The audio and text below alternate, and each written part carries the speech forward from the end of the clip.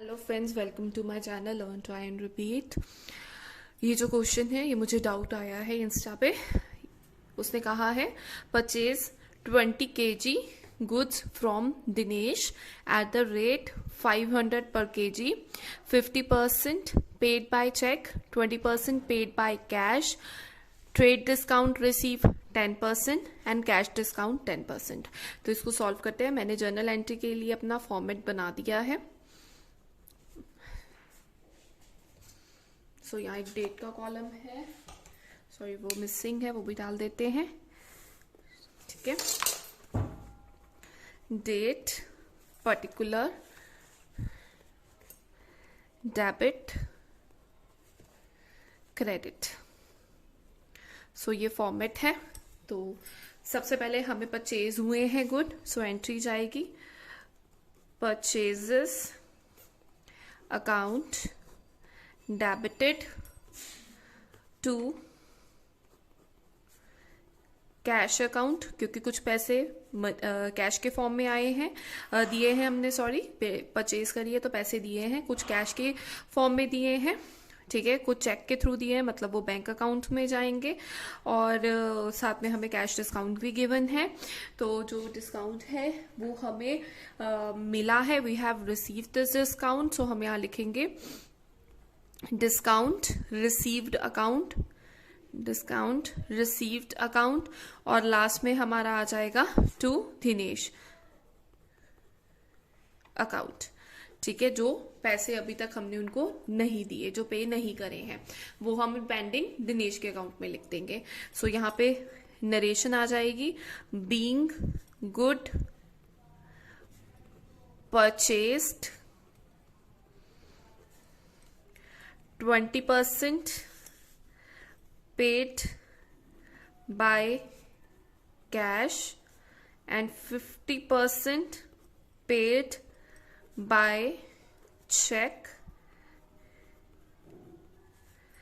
10% trade discount and 10% cash discount।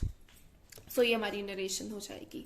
सो यहाँ पे सबसे पहले क्या है, हम कैलकुलेशन करते हैं। हमारी टोटल वैल्यू क्या बनी, हमारे 20 kgs के गुड थे eight the rate 500 per kg, 500 per kg।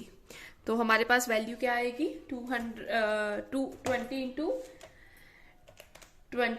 Into 500, आपके पास 10,000 टोटल अमाउंट आ जाएगा। तो सबसे पहला स्टेप क्या है, हम अपना ट्रेड डिस्काउंट माइनस करेंगे।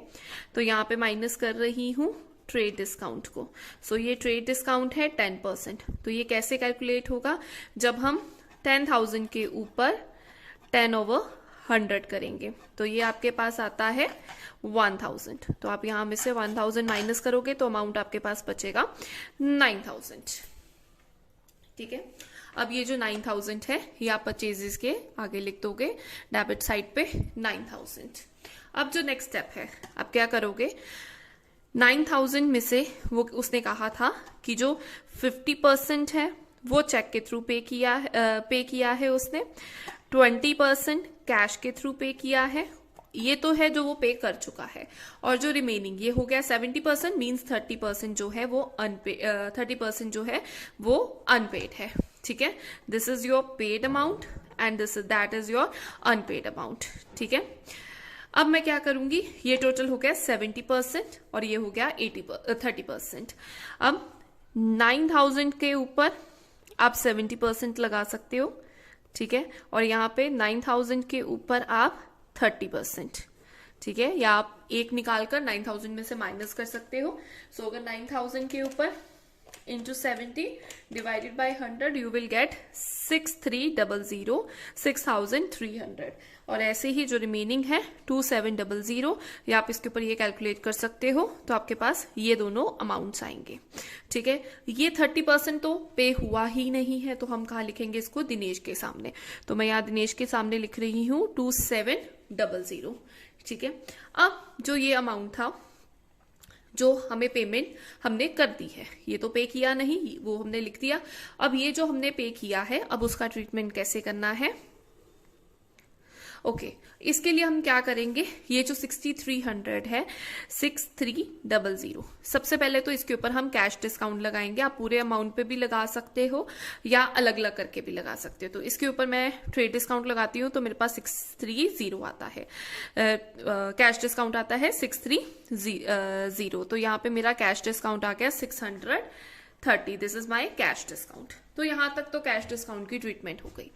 अब आपने नेक्स्ट स्टेप क्या करना है, जो आपका टोटल 9000 है, ठीक है, क्योंकि ये दोनों का मिलकर है, जो कैश में भी हुआ और चेक में भी हुआ, ठीक है। तो आप क्या करो, इसके लिए आप 9000, अब आपने ये देखना है कैश और बैंक में क्या अमाउंट आएगा। उसके लिए आप क्या करो, जो 9000 है आप उसका 50% कर लो और 20% कर लो, ठीक है। 50% वो है जो कि आपने चेक के थ्रू पे किया था, ठीक है, और 20% है जो आपने कैश के थ्रू पे किया था, ठीक है। तो अगर आप इसका 9000 का क्या करोगे, यहाँ पे 9000 इंटू 50 डिवाइडेड बाय 100, और ऐसे ही यहाँ पे 9000 इंटू 20 डिवाइडेड बाय 100, तो आपके पास अमाउंट आता है 4500 और यहाँ आता है आपके पास 1800, ठीक है। अब आप इनके ऊपर अलग अलग डिस्काउंट लगवा लो।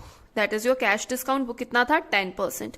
तो अगर इसका 10% करोगे 4500 इंटू 10 डिवाइडेड बाय 100, तो आपके पास 450 आएगा। ऐसे ही इसका करोगे 1800 इंटू 10 डिवाइडेड बाय 100, ठीक है, तो आपके पास 180 आएगा। तो आप इस डिस्काउंट को इसमें से माइनस कर दो। तो आप इसको माइनस करते हो, एक आपके पास आएगा 4050 और दूसरा आपके पास आएगा 1620।